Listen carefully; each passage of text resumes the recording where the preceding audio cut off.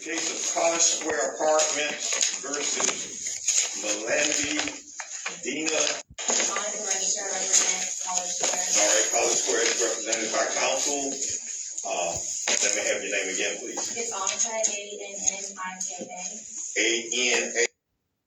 A-N-N-I-K-A. Oh, Annika? Annika. And my last name is registered. Oh, yeah, she. I was going to say, there should be an entry. Yeah, she has it up here. All right, Ms. Register? Yes. Okay, right, and who do we have here? We have the property manager, Brenda Williams, and regional manager, Terry Dykes. All right, so they're part of it. Yes, sir. All right, and the defendant, Ms. Michel-Wiggins, all right? Now, does either party have witnesses? Judge, I would call Ms. Dykes and Ms. Williams. So these are your only two witnesses? Yes, sir. Yes, one witness. One witness. One witness? Yes. All right, are you in both rooms? We'd ask him to go through. All right, sir, you'd step outside until you're called. Yes, sir. And your name, please, sir? Dan Rada. Romeo Oscar Delta Delta Alpha. You can put the flag here. Yes. Your last name is Robert? Rada. Rod? Yes. Spell that for me, please. Romeo Oscar Delta Delta Alpha. Thank you. RODBA. Thank you. That's easier for me. Oh, I'm sorry. My call signs are embedded in my brain. I apologize.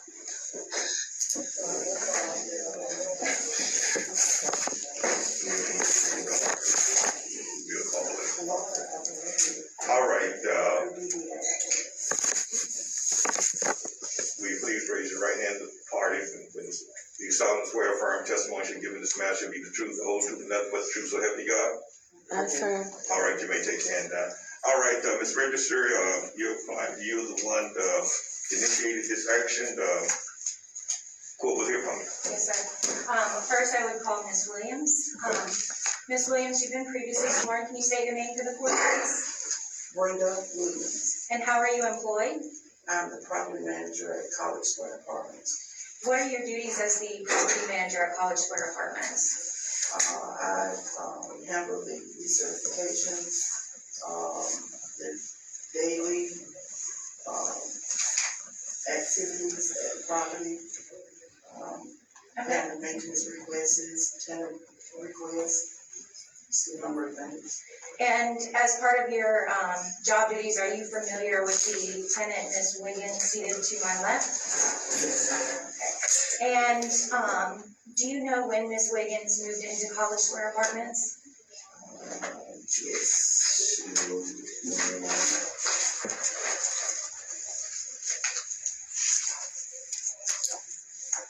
4/29/20. Was that pursuant to a written lease agreement? Yes. And during the course of Ms. Wiggins' residency at College Square Apartments, have you ever had the occasion to issue a lease violation letter to Ms. Wiggins? Yes. Can you tell the court about the lease violation letter you issued regarding the incident on August 18th, 2021? Yes, on August 18th, I issued to Ms. Wiggins for disturbing or harassing other tenants, allowing unauthorized persons to live in the unit. This was the second warning about unauthorized persons living in the unit that was assigned to her and her son only. And when you say unauthorized persons, can you describe what an unauthorized person would be? Anyone that has not been approved, and their income is added along with Mrs. Williams to her lease. And is it fair to say as part of the lease agreement that Ms. Wiggins signed with College Square Apartments, if she seeks to have somebody else reside in the apartment, she would have to receive approval? Yes, ma'am, they left a complete application just like she did. Okay, and the lease violation on August 18th, 2021 was for the failure of Ms. Wiggins to seek approval for the additional people living in her unit, is that correct? Yes, ma'am, because we had received complaints from other residents in that building about the unauthorized people living there. What type of complaints were you receiving? I received a complaint on August 18th at 4:20 p.m. in reference to people knocking on the door of this resident, begging, for rides, food, and just being loud and boisterous. There was an incident involving Mrs. Wiggins and a male that was living there. They got into an argument or something, and the police had to be called. And this gentleman had a knife, according to the resident, and he was cussing, and he was cussing her out at the top of his voice. And these were some of the unauthorized people that were residing in Ms. Wiggins' apartment? Right. Okay. And did you have an occasion to issue a lease violation letter again on August 26, 2021? Yes, that was for leaving garbage, trash, or other obstruction in a public area. And how were you notified of that obstruction in the public area? I was sent a picture was brought to me from a tenant in that building that was worried that the stuff that was being left, it was food, she had food in the breezeway, which has the potential to attract roaches and rodents. His tenant was concerned that that's what was gonna happen. Let me stop you there. And what date was that second? The picture was brought to me in August 26th of 2021. And that's the date of the second letter. Yes, sir. Give it to me, August the 26th of 2021. All right, okay, that's a hot one, just Okay. get that, all right. And I think you described it sufficiently, but it was a box of food that was left outside the apartment, is that? Yes, Okay. a box of food left outside her apartment. And, like I said, I issued her a lease violation for leaving food in the breezeway, which would have a potential to attract roaches and rodents. And is that a lease violation pursuant to the general rules in her lease agreement? Yes, because this would be a health and safety issue. Okay. And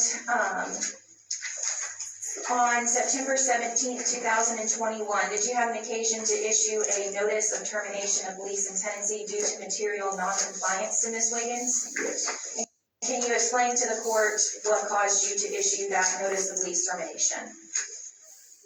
because at that point, on September 17th, Yes, ma'am. um, Well, what are the events that led up to you issuing the notice of lease termination on September 17th, 2021? we had gotten notice that Mrs.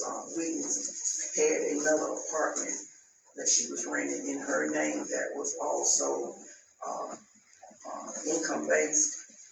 And is the unit that she's renting at College Square Apartments an income-based apartment? Yes, it is. Is it a HUD apartment? Yes, it is. And are there certain rules that you abide by as the property manager when you're dealing in a HUD apartment? Yes.